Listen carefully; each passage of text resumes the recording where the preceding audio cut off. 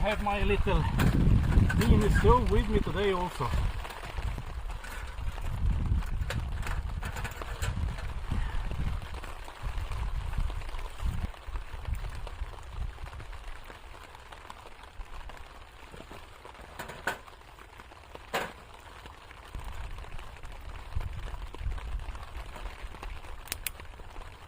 Let's see if that will